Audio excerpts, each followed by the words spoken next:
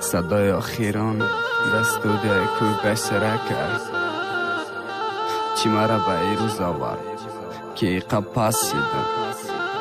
آبروی پدر و مادر نبود بلکه آبی چشماش. میدانم این درد عشق بود. روزای بد نگفتم برگرد جانم، من خاکی تای پاد میشم. دنیای رپ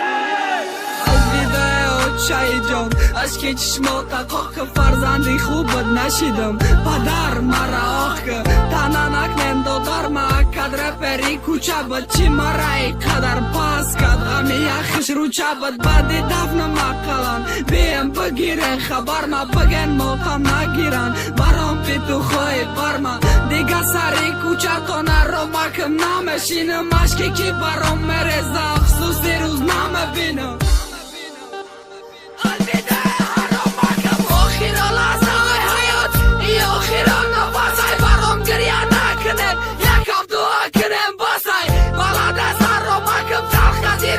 شیرین مردرونی کفانی صفت بچالدنم بیو بین ما بیو برام گریه که اقلا ناخیره ورده کدی پرنت برا با مرا بران مزار مشتاقم گریه ها تلک نمدانم خستن پرنم یک دقیقه هر مکم برم بستا دستاش بالای دستم بینه گریه که دستای حقیقه کارای کدش ممکن پشای موشی دستای با دیدنم که میای براحت دل جشنی جارم بانده که میای به صبرانه انتظارم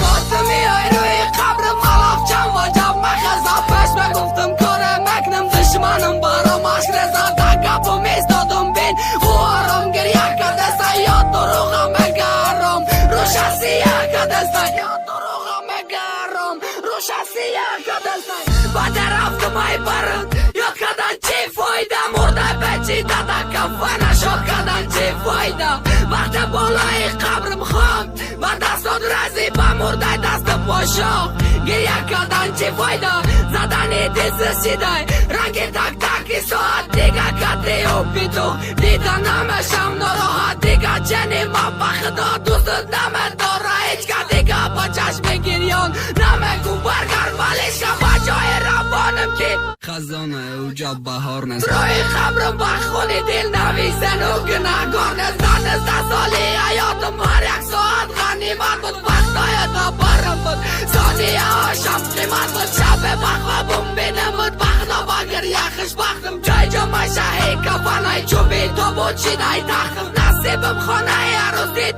جای تاریخ خبر دید جای تو سالانی پیشی ماشینی ابری نبود چید